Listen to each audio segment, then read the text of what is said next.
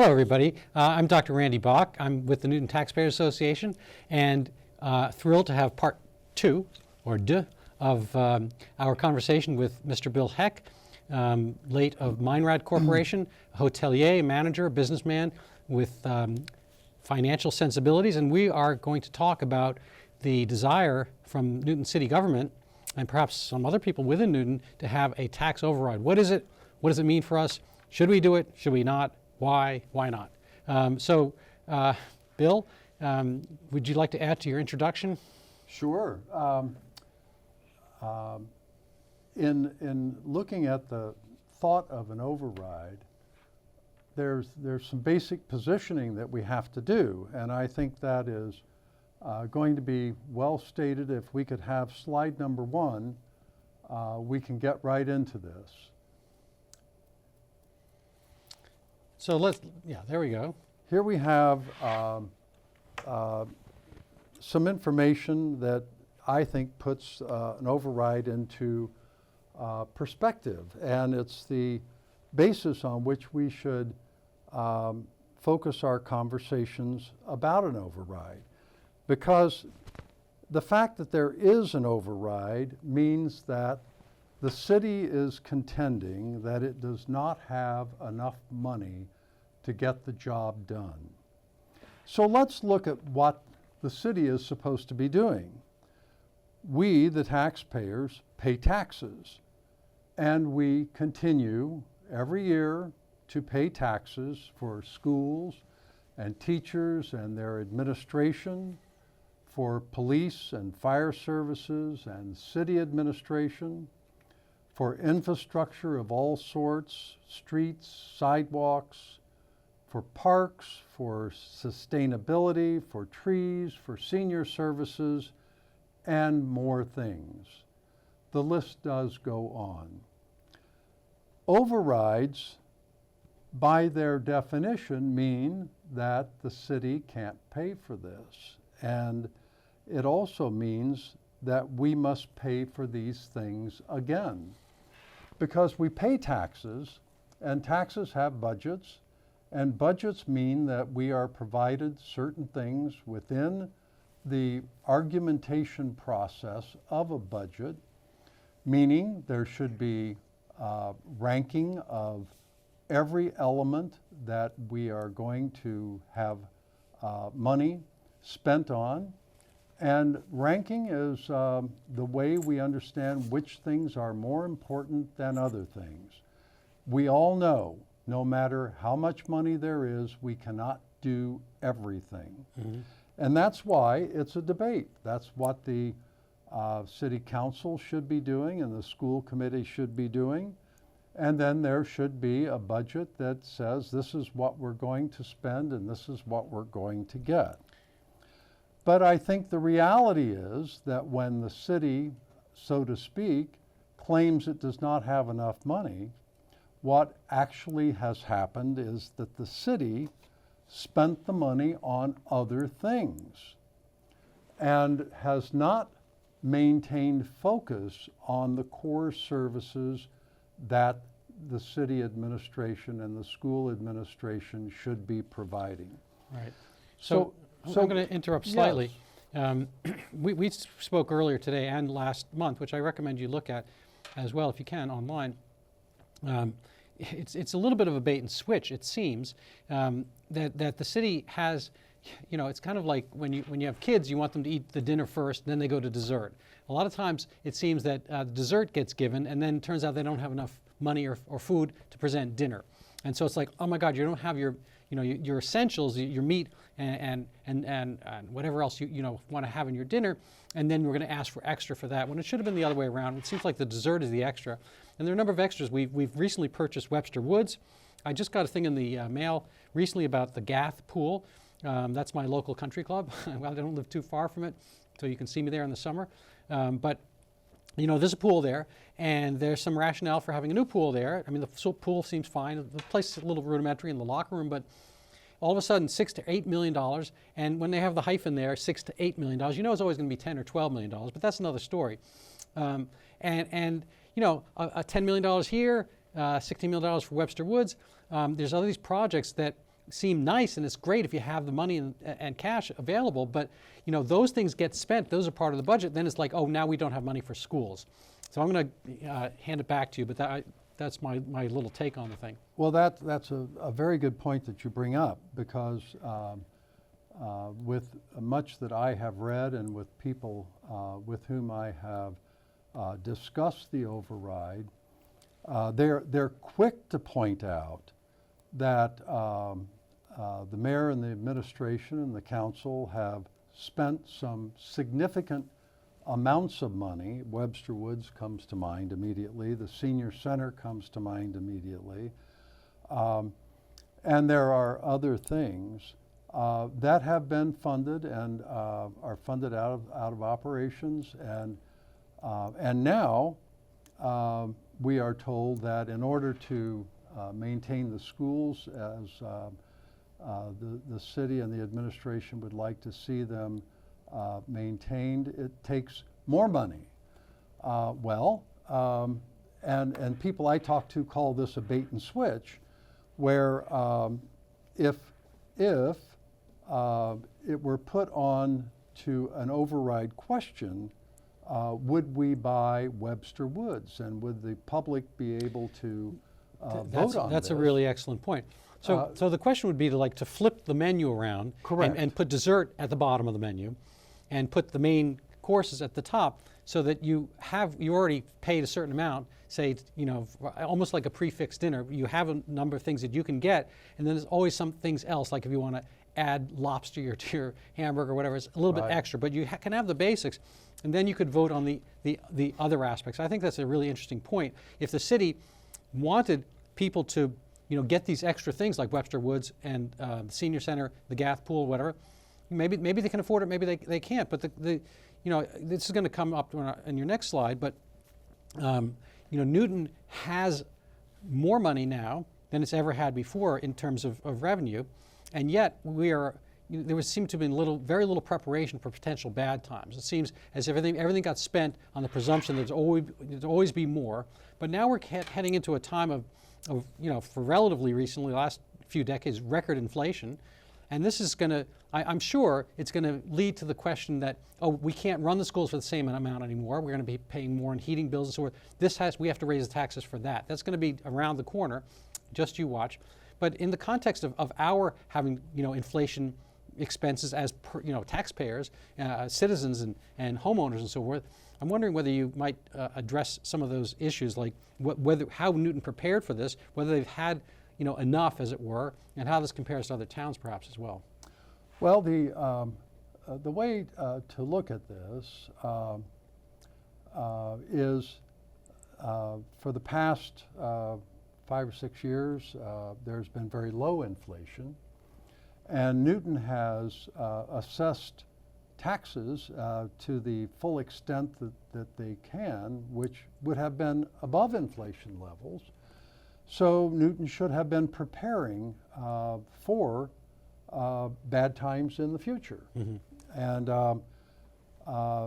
the reality is that we, the taxpayers, that have to pay our own utilities and taxes and pay for the cost of our homes and gasoline and all the other expenses of life, we have less buying power now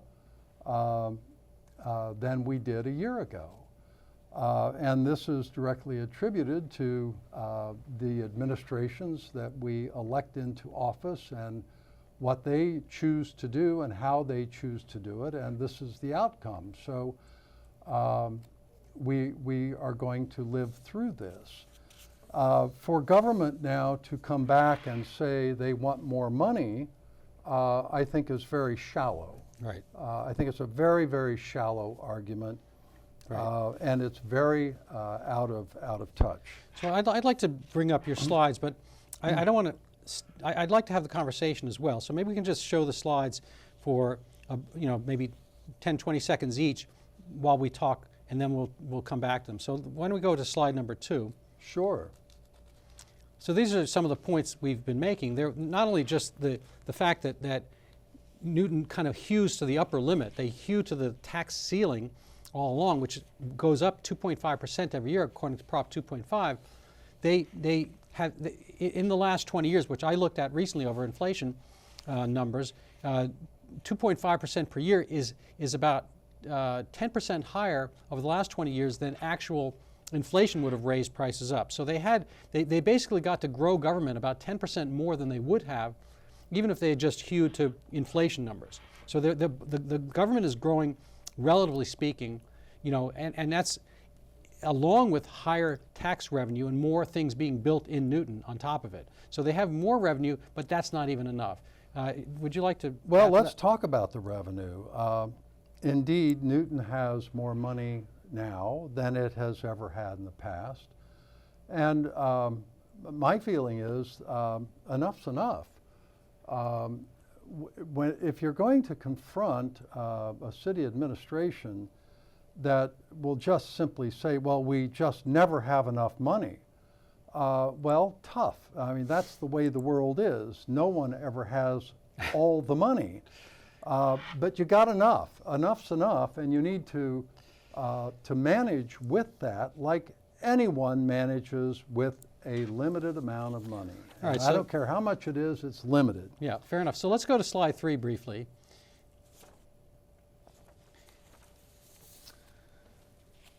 Well, the point is, if we have rising property tax revenues and we have new growth tax revenue and federal COVID funds and state COVID funds and more money than we've ever had before, we don't have a revenue problem. We have a spending problem. And the reason we have a spending problem is the city does not budget based upon priority in its spending. Budgeting is a very disciplined process. And it's disciplined because we can't do everything. There are going to be winners and losers. There are things we can do, there are things we can't do. And we need to make those decisions and not just live in a world of mush where we have to do things because we want to give things lip service. Newton always adds to its budget. Mm-hmm. It never subtracts. So maybe we could take this slide down for a second. I would think that with the emphasis we have on STEM in this city, that subtraction could be added to the arithmetic of budgeting as well as addition. It seems like... I mean, with all the science that ostensibly we've learned having gone through Newton schools, we would understand that one of the mathematical functions is subtraction. That is correct. Yeah, and it has its place. And its place is that Newton needs desperately to live within its means, and to do so joyfully and skillfully. It is hard to manage within your means, but that's what an elected board is there to do. It's kind of what adulthood's about. It is exactly what adulthood I think, you know, the philosopher Mick Jagger, have you heard of the great philosopher Mick Jagger? He once said, you can't always get what you want. You can try sometime, you just might find you get what you need. And so he managed to, I think he titled his essay Satisfaction or something like that. Well, that's the way to do it. And when we talk about living within means, the big driver in Newton is and has been in recent years been the growing cost of schools. There just seems never to be an ability to quench the thirst of the desired budgeting for schools. And what makes this kind of silly for intelligent people like educators is the cost of schools goes up. The student population has consistently gone down. It's gone down serious numbers, not just 5 or 6 or 10 or 12 or 20 or 100 students. It's gone down hundreds of students. And what's the reason for that? Well, there are lots of reasons. Their family sizes are smaller. A lot of people vote with their feet when it comes to education, and they choose to send their children to private schools or to homeschool their children. There are a lot of options that are coming up in homeschooling and cluster homeschooling. So I think when, and I don't want to get into the minutia of the content of curriculum or that sort of thing. It's rather simple to look at the school issue and say, why are the costs going up when the student counts are continually going down? And just a little asterisk, I mean, the counts have gone down specifically more, so not just home size, not just family size, but they went down specifically more in the last 2 years. And that, I think there was a, voting with your feet kind of thing to get people out of the schools because the schools were not providing their end of the bargain for teaching kids. I think there was a COVID overreaction for a populace that was not really at health risk, young people. But that's a side story. Well, I think that's everywhere, so to speak. The philosophy of the schools differed with the philosophy of parents, and so there's a blowout. However, that's not a new thing. Since 2013, when we had an override and more money was given to the city, because there were these estimates of growing student population, the student population has continually gone down since that time. Right. So, So maybe we could just go to slide 4 briefly. well, let's talk about time to rethink Newton schools. But the troubling thing about the thought of rethinking Newton schools is that no one is doing it now. There is this drive to continue as is and not to rethink and reshuffle. But in reality, Newton schools, let's go to slide 5. Newton schools need to reimagine themselves and their costs and to shrink their costs. I'm not suggesting that you go in with a paper cutter or a pair of scissors and just whack on a budget. Budgets are very contemplative processes. They're difficult, they're tied to strategies, and I think that moving the institution of Newton schools into a new phase of a new way of looking things is important. Let me just bring something up. Let's bring the slide down. Let's think about something. In 2023, the school budget is $262 million. 262. That's up $9 million from the previous year. $262 million. Now I'm going to give a hypothetical question here, but it's going to make a point. Let's assume that some major things have happened, whatever they may be, and now we must cut the school budget to $250 million, from 262 to 250. What will happen if that were to occur? Well, I think the answer is that a lot of people would jump up and down, they'd rant and rave, they would cry and gnash their teeth. They would say, first of all, the arts and music is gone. Sports are gone. They tend to go for the part that you think you like the most. Those are the first things that are going to be cut. It's not going to be any of the kind of back office or the recent add-ons. Just as a quick aside, I went to public school as a kid and then private school, and I think I've mentioned the story before, but I didn't get sent to the principal's office very much, but at one point I did some work as a student for the school. And in the office back then, this is ancient times, I think there were dinosaurs outside. I don't know. I think I might have seen a pterodactyl. But anyway, there was a principal, assistant principal, there was a secretary, and a nurse. And there wasn't really the whole architecture that we have now in the schools. If you look at the masthead of any of our schools, websites, there's a huge, thick layer of people getting salaries that, they all have roles, but a lot of them are special ed and ESL and psychological services, all that kind of stuff. And the school has kind of subsumed other roles aside from teaching. Now, were we worse educated by virtue of having a teacher? We had like 30 kids in the class, something like that, probably big by today's standards. I don't know. I don't think so. I'm not sure that kids come out categorically better now than back then. And yet, if you just were, this would be an interesting, slide in itself at some point to make, is like just to look at the kind of education roster of teachers, back, say, I don't want to go to my ancient times, but, 30 years ago, something like that, and see now. I would assume that it's, from my time, it's easily 5 or 6 times more people on the roll. But even from, say, 20 years ago, I think there are far more human beings around. And it's nice if you can do it. It's nice if you can afford it. But again, I don't think it's infinite, the number of things we can afford.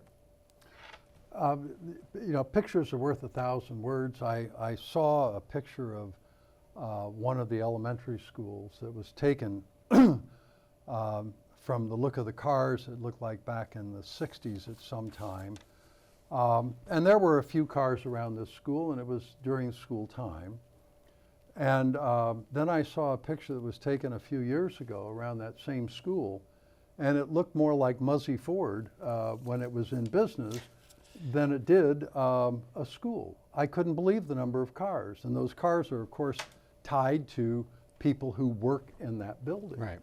And they there's have a whole gone structure up outside. Exponentially. All right, so But let's come back to this. Right. What would happen if this budget of $262 million for cataclysmic reasons had to be cut to $250 million? We're going to cut $12 million out of it. Well, I think after all the hysteria, that people would get down to business, and they would figure out how to make great schools with only $250 million, because we're talking. So how many students, how much does that come out to per student? We ever calculated that? Another day, another topic. Well, let's do that another time. Yeah, but I'd like to, we're going to have to wrap up soon. We have about 8 more minutes. All right. So let's structure that. See if we can, you're going to like this, see if we can budget our time. Then let's go to slide 6. We've often heard that Newton has a structural deficit, and if that's the case, then it's time for a structural reform. And before you can do a structural reform, you have to have a framework, or there will be no reform. And those things have everything to do with people buying into change, with negotiated reductions in payrolls and rates of pays and job classifications, negotiated significant reductions in health care costs, and negotiated significant reductions in pension. And these things are easier to do than one might think. For example, the health care costs could drop radically by going on the Mass Group Insurance Commission program, where it's just a bigger buy from the insurance perspective and the rates go down. I know the city has been dancing around with this, but they haven't moved forward. The other thing on pensions, to make the city the guarantor of whatever the future is going to be. Let's pull the slide down. Yeah, making the city the guarantor of what the future will be seems a little unfair. And right. Regular companies, such as your hotelier company, yes, they didn't have the luxury of future taxation. So they had to make do. If they promised their employees a benefit, they put in the money and the account would be there. And theoretically, that account would be the 401k is in a sense a kind of an annuity bank account. I don't think we do that in the city. I think we have these unfunded mandates we've talked about. But we only have 4 minutes left. So I think we might want to finish off with your last 2 points and 2 slides. Fine. Let's just put them up and 20 seconds each, say. if you believe that we can't afford more tax and spend mediocrity, then we really encourage you to vote no on this override. Because if you don't, we will have more tax and spend mediocrity. Newton must dare to reimagine its schools and city services. It must think new ways, and it's time to rethink and expect results in that regard. Right. And the bottom line, a no override vote Let's pull that down. is a blunt instrument to demand results. Mm-hmm. If you want to see results, say no. If you want no change, if you want this train to keep going right down the same tracks, then vote the override in, and Right. you will get no improvement. So I'm going to add two small points. One is that your next slide, we're going to come to in a second, is about what happens. You know, people want many things. They want diversity, and in your case, you bring out that high taxes drive out elderly, they discourage families, and they discourage low-income households. And the thing is, you know, we need to do better. We need to have responsibility. Other towns are not doing the same override. Towns like Newton, I think Arlington is not doing this. In fact, I think they might have had a rebate for some of their tax funds and so forth. I went on the mass.gov site, which I recommend. We'll try to put up links to it. There's a mass.gov site about explaining to city officials what the Proposition 2.5 means in tax limits and levy limits and all that kind of stuff. I'm not going to bore you with the whole thing, but I did learn one thing. There is actually such a thing as an underride. Yes. We only hear overrides. We never hear underrides, which is something else that the city could bring up if they wanted to, you know, make things easier for their taxpayers and try to attract low income and diversity and so forth. So you have many different desires. You have to pick which one, you know, warrants the most of your attention. I'm just going to give one quick aside. I belong to a sports club, and for the last 2 years, I mean, prior, everyone was all green. They wanted to use few fossil fuels as possible and so forth. For the last 2 years, they had the heat on with all the doors and windows open.